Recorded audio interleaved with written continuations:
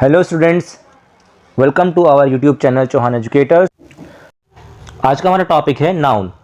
और इससे पिछले वीडियो लेक्चर में हमने आपको पढ़ाया था पार्ट्स ऑफ स्पीच के बारे में, और हमने उसके सभी 8 जो हमारे 8 पार्ट्स होते हैं, मतलब noun, pronoun, verb, adverb, adjective, conjunction, preposition, interjection, इन सब का हमने ओवरव्यू लिया था। इनके बारे में हमने मेन डेफिनेशंस को और इनके बारे में अच्छे से हमने समझा था। आज हम स्टार्ट करने जा रहे हैं अपना नाउन।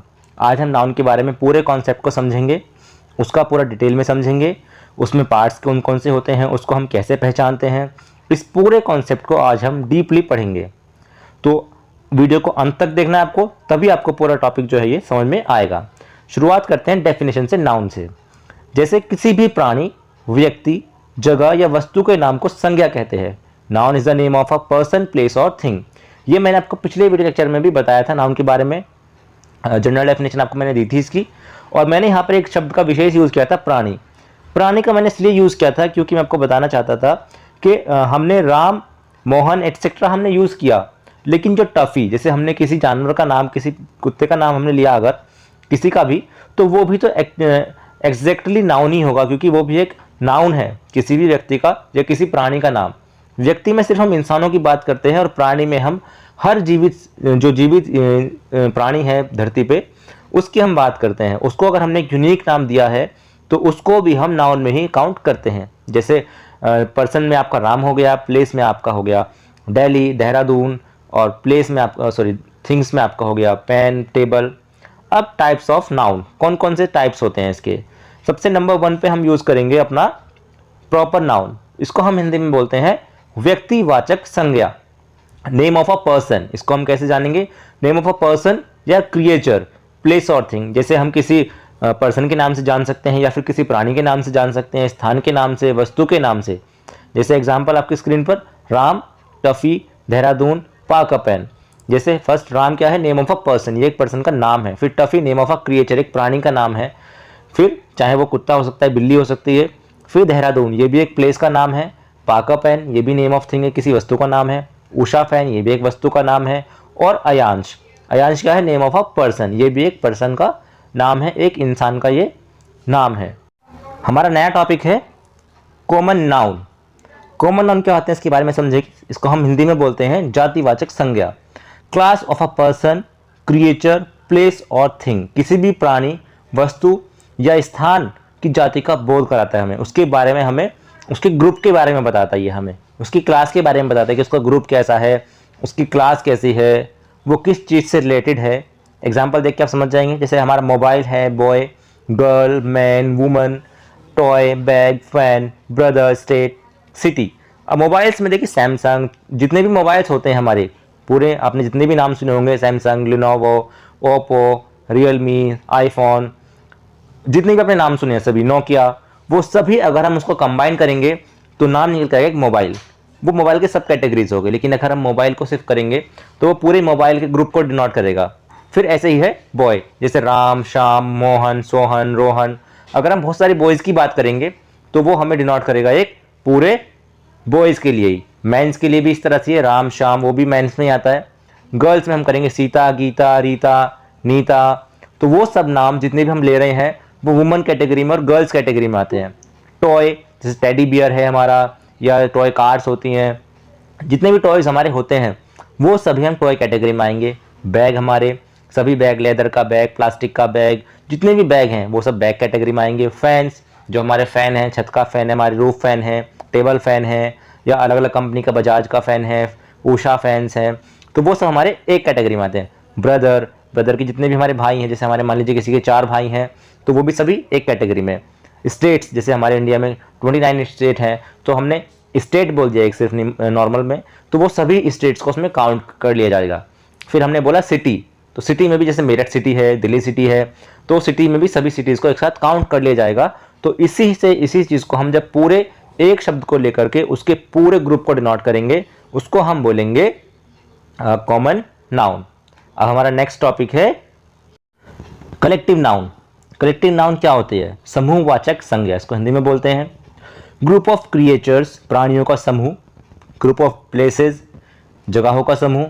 और थिंग्स या फिर वस्तुओं का समूह, यानी कि प्राणियों, स्थानों या वस्तुओं के समूह का बोध। इससे हमें इन सब चीज़ों के ग्रुप के बारे में पता चलता है। जैसे एग्जाम्पल आपकी स्क्रीन पर है, पीपल। पीपल क्या है? ग्रुप ऑफ पर्सन्स, यानी कि इंसानों का समूह है। क्राउड, क्राउड क्या है? भीड़, इसको हिंदी में बोलते हैं भीड़। भीड़ क्या है? भीड़ अकेले इंसान से तो होती नहीं है, जहाँ पर बहुत सारे लोग भीड़ में इकट्ठे खड़े होते हैं। बैच, ग्रुप ऑफ स्टूडेंट्स, यानी कि बहुत सारे एक बैच में स्टूडेंट्स पढ़ते हैं, ट्यूशन पढ़ते हैं, क्लासेस लेते हैं। ठीक है। टीम, ग्रुप ऑफ प्लेयर्स, जो लोग खेल खेलते हैं वो सिंगल, तो जो आउटडोर गेम्स होते हैं उसमें ज़्यादातर गेम्स में टीम होती है, प्लेयर्स होते हैं, बहुत सारे लोग होते हैं। आर्मी, ग्रुप ऑफ सोल्जर्स, इसमें बहुत सारे लोग जैसे सोल्जर्स होते हैं, मतलब सिंपल भाषा में कहें जो हमारी आर्मी में पर्सन्स होते हैं उनको सोल्जर्स बोलते हैं, तो वो बहुत सारे सोल्जर्स होते हैं आर्मी में। फिर क्लास, ग्रुप ऑफ स्टूडेंट्स, उसमें भी क्लास में भी बहुत सारे बच्चे स्टूडेंट्स होते हैं पढ़ने वाले। तो इन सभी चीज़ों को अगर हम देखेंगे ध्यान से, तो जहाँ पर जो ये वर्ड्स यूज हुए हैं, people, crowd, batch, team, army, class, ये सारे वर्ड्स मिलके हमें बताते हैं कि ये सारे वर्ड्स डिनोट करते हैं किसको? बताइए किसको? ये सारे वर्ड्स डिनोट करते हैं कलेक्टिव नाउन को। ठीक है। अब हम नेक्स्ट टॉपिक की तरफ चलते हैं अपने। हमारा नेक्स्ट टॉपिक है material noun.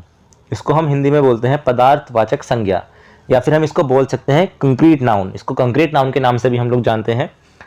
Material noun denotes the name of a material. इससे हमें किसी भी पदार्थ के नाम या एक पदार्थवाचक संज्ञा है और इसका हमें मटेरियल का पता चलता है इस नाम से। जैसे सोना, चांदी, तांबा, ग्लास, लकड़ी, पत्थर। सोना मतलब gold, silver, copper, glass, would, stone. तो इन सब नामों से हमें क्या पता चलता है? मटेरियल नाउन का, या फिर हम बोल सकते हैं कंक्रीट नाउन का।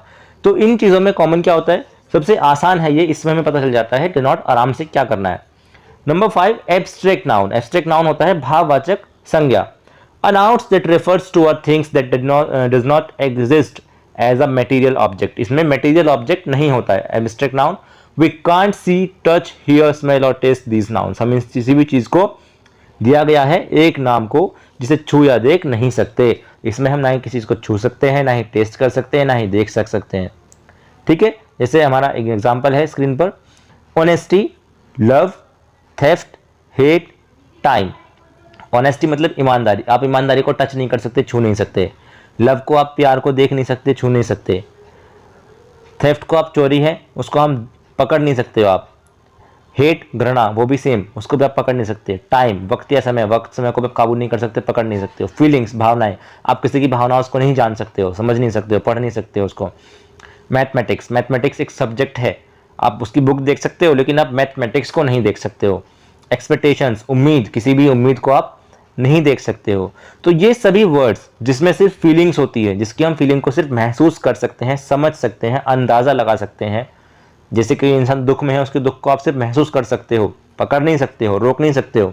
तो जहाँ हम फिजिकली उस चीज़ को, किसी भी चीज़ को टच नहीं कर सकते हैं, महसूस नहीं कर सकते हैं फिजिकली रूप से, उसको देख नहीं सकते हैं फिजिकली रूप से, तो उन शब्दों से हमें पता चलता है इसका एब्स्ट्रैक्ट नाउन का मतलब भाववाचक संज्ञा।